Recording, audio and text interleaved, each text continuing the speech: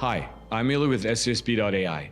On October 14th, we organized the AI Plus Fusion Summit here in Washington, D.C. I had the opportunity during the summit to sit down with the Secretary of Energy, Wright, to talk about fusion, AI, Manhattan Project for AI, and energy demands of everything going forward. I hope you will enjoy the conversation as much as I did. Good morning, Secretary Wright. Thank you so much for joining us. Let's start at the top. It seems to me that you have a new strategy at Department of Energy. You have put fusion from day one in your points, in your public posture, in your social media. Can you tell us why fusion, why now? Fusion matters, and it could matter massively if we successfully deliver on it. Yeah, we just released, I think it'll be on the website earlier today, the DOE Fusion Science and Technology Roadmap. Took me longer than I had hoped to get my fabulous Undersecretary of Science, Dario Gil, who's here today, and he'll speak in more detail later. But we wanted to design an effort that's synergistic with commercial efforts, not competitive. If they're building a big tokamak, we don't want to build the same big tokamak. We want to do what is it that we can add to commercial efforts to speed the realization of the promise of fusion, which I think is gigantic. I worked on it 40 years ago. It isn't that we've gotten nowhere in 40 years. It's just a hard problem to replicate the sun on Earth. You're not new to fusion, sir. You've studied this in your undergrad studies. What was 30 years away, fusion moment? Why do you think it's now here? So, the nerdy technical reason is the Lawson criterion we've been able to achieve has continually gone up. We've made progress over the last 40 years, and we're about there. The maybe more honest reason is we're just at a different place today. Number one, we have AI, which I think will be a tremendous enabling technology for fusion. And then the development of fusion will be an enabling technology for supercharging the growth of AI. We're also at a place where it's not just research in labs, slowly funded and chosen in a couple efforts, but we have commercial money in the game. Lots of different efforts, trying different approaches, different technologies. Commercial money's less patient. It's driving hard, it's made great progress. And maybe a third reason is China. China has had massive investments since our NIF breakthrough and maybe since a few years before that. From 2019 to today, China has spent maybe close to $10 billion on fusion. And they're not as open and sharing of what they're doing. And so we have reason to be concerned about that. It is important. I think it's good for the world if the United States is the leader in fusion. When we spoke at the AI Expo, sir, we had a great conversation about the role of our labs. And you mentioned the ignition that happened at our Lawrence Livermore facility was a breakthrough moment. Can you talk a little bit about the role that labs have played in over the years is really putting and not losing sight of the promise of the fusion energy? Yeah, the labs, again, since I was a kid, I never went into the labs, but if you loved big science, if you loved telescopes or accelerators or nuclear physics, the stuff you read about most often happened at our national labs, 17 of them spread across the country. And fusion's no different. That 3 years ago now at Lawrence Livermore National Lab, this NIF, National Ignition Facility, first got a Q greater than 1, just at the target, not at the wall plug, but at the target. That greater than 1 is now over 4. That, I think, brought some confidence and brought some money into inertial confinement fusion, in addition to magnetic confinement fusion. There's a number of commercial entities there with different approaches. Laser technology continues to grow rapidly.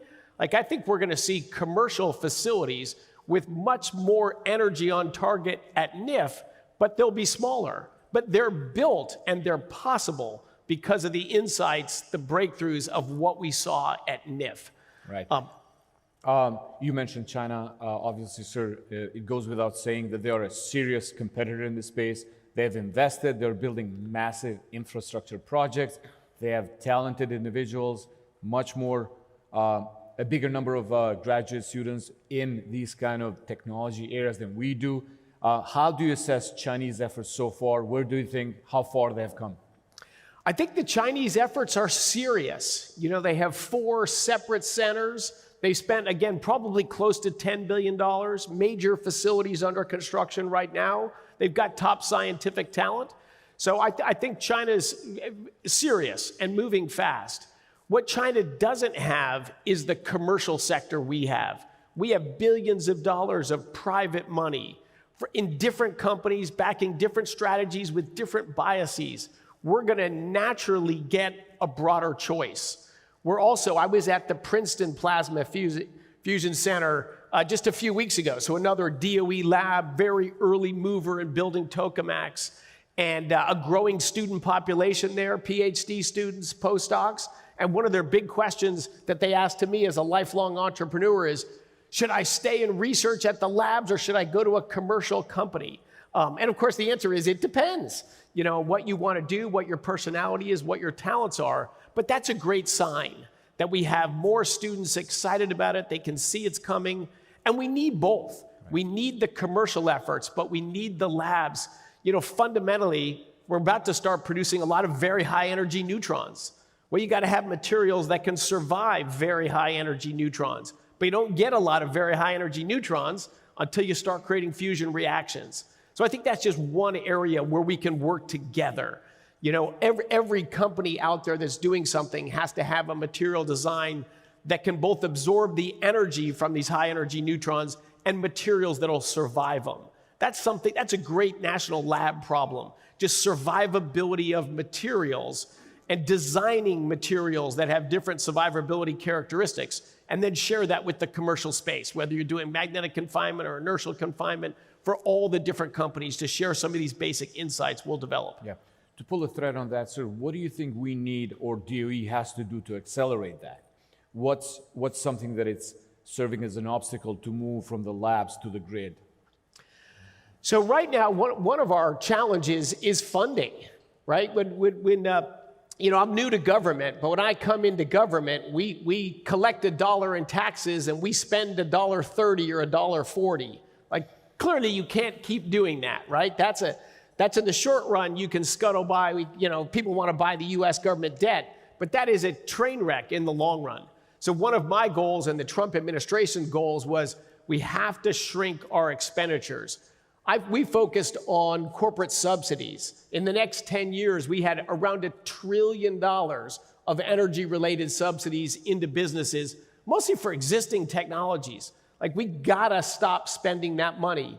But then when you arrive in that mindset, and we're looking everywhere to cut unnecessary things for the government, of course, to an average budgeting person, you gotta cut 30 or 40% off everything. And I've had the political challenge to sell not everything. In fact, there's things we spend money on today that we should spend more on, not less on, even though we have a big budget deficit. And basic fundamental science is absolutely one of those. You know, who's going to do the basic science of material survivability? Who's going to try to understand what dark matter is and dark energy is? So I am passionate about the critical nature of our national labs, and investment in those. We have to decide that government has finite resources. We need to spend less on some things, and those have to be bigger numbers, and more on other things. But our 3 big efforts in the broader science area is AI. That one's got great traction. We have massive commercial dollars in it. We have great ability for synergy there to scoop some of that private money in partnership with our labs. But the next 2 are earlier on than AI, fusion and quantum. Quantum sensing, quantum computing. But I think all 3 of these truly are absolutely transformative technologies. I could not be more excited for the times we live in right now. Think of emerging scientists right now. We have just 3 world-changing technologies that are just emerging. But fusion is nowhere near the scale of AI today. But my God, the upside of it is just, it's hard to imagine. Yeah. So we need to continue to bring confidence and private money into it, but we need to bring more government money into it. We've been spending it at sort of a low level. research effort. China's government expenditures on fusion are way beyond ours. So in a budget-cutting time, I and everyone in this room have to help sell our people in the House and Senate. They appropriate the funds that we need to invest more, much more than we've currently been spending in fusion and quantum. No, you're absolutely right, sir. And in the last 14 months since we organized this commission, under the leadership of Senator Cantwell and Senator Rich, Yes. you can see movements on the Hill regarding understanding fusion. Why is it important? Why we need to spend more? There's a fusion caucus also on the Hill. So there's energy behind fusion, no pun intended. But I think we're getting there in terms of understanding why this energy is one of the pathways towards a better future when it comes to clean energy, securing our nation, and powering our AI actually going forward. Yeah, to follow up on that, we need to make a cell. It's urgent, it matters. But as you just say, it's a great cell. I've never talked to anyone and laid out what fusion is and what it can mean, and they said, I don't really care about that. That doesn't matter. It is a great cell, but things don't just happen. We have to make them happen in this cell. One of the ways I lay it out, today we have about 1 billion people that live like us, right? That wear clothes made out of hydrocarbons. We got light switches and we travel around with motorized transport. We get to go to technical conferences. We work on cool research. It's pretty awesome. But that's 1 billion people. There's 7 billion other people on the planet that want to live like us, desperately want to live like us. And in a real world, in a continually economically growing world, they will. We consume 5 times more energy per person than they do. It's just simple math. We need massively more energy to make the world a better place, to make it a safer place, in fact, to make it a cleaner place. If you go to wealthy countries, in the United States, the air quality has gotten better my whole life. I grew up in Denver, Colorado. We had a terrible brown cloud. Now we get to see beautiful mountains, even though the population grew 4-fold. That's what wealth brings: longer, healthier lives, cleaner environments. We need more energy. The recent fashion, the last 5 or 10 years, has been a belief that wind and solar, and it's affirmed with batteries, that this was going to transform the global energy system. Roughly $5 trillion over the last 20 years has been invested in wind, solar, and batteries. And last year, it delivered 2.6% of global primary energy. 1.2 for solar, 1.4 for wind. 2.6%, $5 trillion. And relatively low value energy. It's only in one sector, electricity, and you're not sure when you're going to get it and when you're not going to get it. That is not a way that's going to transform the energy in the world. That's not a way that's going to drive AI to just unheard of levels. Fusion could. Fusion, we think of it for electricity, and that's our first application for it. But when you generate these high energy neutrons and get absorbed in a blanket, we're going to generate high temperature flowing fluid. We can convert that into electricity, which is awesome, but we can also use it for process heat. We can do everything with it. We can do it in a small amount of land, and we can scale it up to massive scale. If you want to transform our world, our economy, and the quality of life of 7 billion people, fusion can play a major role in that. Where we've spent massive amounts of money before is never going to play, just because the physics don't work, it's not going to play a meaningful role in it. Fusion is real deal, real deal. Obviously, I agree, sir. And I would argue, while in Washington we have spent time talking about fusion and convincing members that this is a key to our future, our private sector has not stopped. You have seen, even since our last conversation, you have seen investments, you have seen partnerships between state and local level with our key companies. Part of our fusion commission, we have talked to almost every fusion company, and they are there. They're doing remarkable jobs, different pathways towards that fusion energy outcome, but they're there and they're hopeful that this is the moment that we can press forward and invest, and so we can accelerate this. So how do you explain this duality? You visited some of these companies, I've seen. There's a massive energy behind these companies right now in terms of investments and partnerships and really making fusion breakthroughs. It's hard to overstate the catalytic effect of artificial intelligence. We're early on in it. When I was at the Plasma Fusion Center in Princeton or any other facility, the impact of AI to allow, replicating the center of the sun on Earth is hard. This is a very helpful tool scientifically to do that, but it's also been massively political catalytic. Every politician, every state around the world, energy went from like one of the issues. People used to tell me, it's just one sector of the economy. We don't need to do that as much here. And my answer always was, it's not one sector of the economy, it's the sector of the economy that enables every other sector. Like energy's different. It's special because it makes everything else possible. Because of AI, that belief is widespread today. Everybody's excited about energy innovation, energy advancement in their state. It's bipartisan, it's across the country. This is helpful because, again, it's a hard problem. We need that support. We need that welcoming business environment for fusion companies and building fusion research facilities. We need that support if state governments are going to lean in with matching funding on fusion. What message does that send to federal politicians? This matters. People believe in it. So I'm very optimistic. I just don't want to ever sound complacent. We need to all work together to help push this ball to massively step up United States government, federal government funding in fusion. I focus my efforts in the spring on AI because AI is transformative. And that sale, I think, was successful. Chuck Fleshman, who you'll hear about from later today, has been a passionate guy on AI, on fusion, on all of these things. And you'll hear a little bit from him about how we get people excited about this. But again, the sale is there, the sell is real. Look at the people in this room who are top technologists, entrepreneurs, policy people. We are coming together to make fusion a reality. The other thing that's great for fusion is we have multiple approaches. We have magnetic confinement in fusion, we have laser fusion, and we have another really electric or electromagnetic confinement fusion. Multiple pathways here. It is an exciting time. Just to piggyback on the AI, sir, because last time we talked, which was late spring, you were obviously passionate about the AI trajectory where we're going. I asked you about the lab project that you have launched, Manhattan Project for AI. Can you tell us more where we are right now with that? How do you see this now evolving in the next couple of months?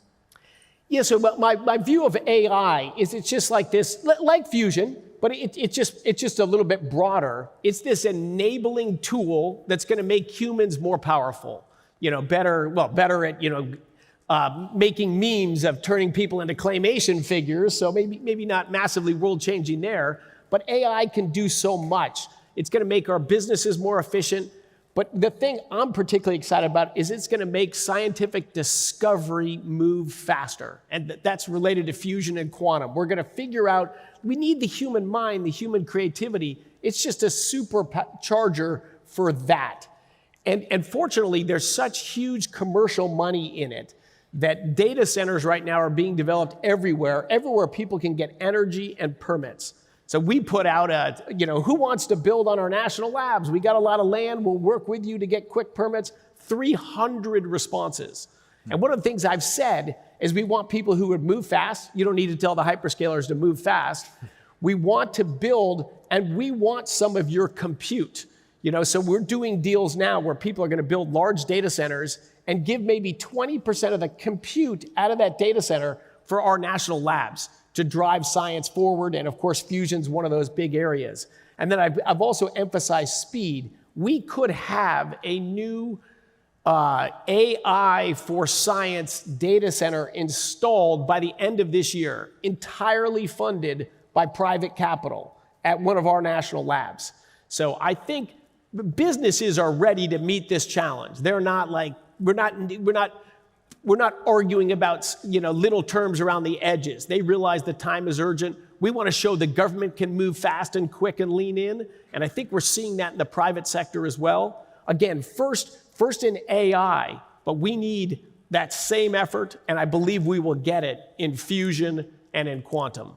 We're getting close to the answer, but two last questions. Number one is, I know just fusion and quantum AI is not your preoccupation. You worry about other energy sources and resources we have and working with our allies. How do you assess our state of play in the energy space right now, globally? And then lastly, next 6 months, what would be your key priorities? We talked last spring. I understand now you're focused on fusion, quantum, and AI, but the next 6 months, what do you think are the key milestones ahead of you? So again, I mentioned AI's catalytic role for people understanding how critical energy is. The Russia-Ukraine war did the same thing, right? And when I traveled through Europe and meet with people there, they had, I would say honestly, enfeebled their energy system. Germany and the United Kingdom today produce meaningfully less energy than they did 20 years ago. 20% less energy. They've spent a ton of money on it and they produce less at a higher unit price, which means their industry is left. And now they became dependent too much on Russia for their even supply of energy to run what they've got left. So that has been transformative as well. So in Europe, so the fastest growing energy source today by far is natural gas, right? So one of our pitches is US natural gas production is growing so fast, we can produce a crazy amount. It's just how much can we move with pipelines and LNG export infrastructure. But our goal is to displace all Russian gas in Europe as fast as possible. Because natural gas is much cheaper than oil, but you need infrastructure to move it. If Europe no longer imports any gas from Russia, they're not going to get the money from selling that gas. They got one pipeline that goes to China. They got a certain amount of LNG infrastructure. That's all the gas they can move. Their ability to sell gas is declining. Their ability to fund that war is declining. But when you go to Asia and you look around everywhere around the world, people want to be part of AI. They see the huge upside in it. But to enable that, you have to have reliable, dispatchable electricity, and people are game for finding that any way they can. And in the short run, that's dominantly natural gas. But it's also going to help a renaissance in fission. We got big atoms we split and heavy atoms we fuse. To me, they're both on this nuclear spectrum. I think we're going to see fission energy rise quickly. There's money and excitement going in that. Man, it is an awesome time to be in energy. We finally have an appreciation because the rich countries thought they'd solved the energy problem. It was all good. We don't need any more energy. We just want to produce it differently. That mindset has changed. If we want to change the world with AI, we need more energy. And that's opened the eyes that, well, maybe the rest of the world needs more energy too. So I think energy has come from one issue to a front and center issue. God bless President Trump. He's East Coast real estate developer, but he's always known instinctually energy matters. More is better. More produced from the United States is better. We can bring peace and prosperity by having more energy. So he is all in on this. Is President Trump going to be all in on fusion? Absolutely. In fact, you'll see announcements on this in the future. So I could not be more excited at the time. I thank everyone in this room who's working in AI, who's working in fusion, who's driving innovation. I thank my friend Ylli and the fabulous group he runs that's been all in. How do we figure out what are the big scientific issues? How do we mobilize people and motivate action and get smart people that are passionate? You're a meaningful driver of this effort as well. And I thank you for that. He visited me a few months ago and he said, what can we do? I said, we got to mobilize everyone on fusion. Of course, he knew plenty about fusion, but I said, we need up-to-date data on what's happening in the US, what's happening in China, where this could go, how do we do this kind of efforts? I've asked commercial businesses that same question, and everyone has stood up. You guys released a great report recently. DOE just released one as well. Look, we're gonna get the fusion ball moving. I think we will see more progress in the next 5 or 10 years, much more progress than in all of the history before on fusion. Everyone sitting in this room, we're finally going to see the reality of fusion come. First in the electricity grid, ultimately in industrial process heat to make things, and hopefully we can rapidly scale that up as we figure out the most efficient topography and technologies to harness fusion. But man, again, it is awesome, and I thank you for your help, and I thank everyone in this room for your help in making it happen. Secretary Wright, thank you so much. What an incredible start of the day. Thank you for your service. Thank you for putting really national security, AI, and energy at the forefront. And as always, thank you for coming by our event. Truly appreciate it. Please join me in another round of applause for Secretary Wright.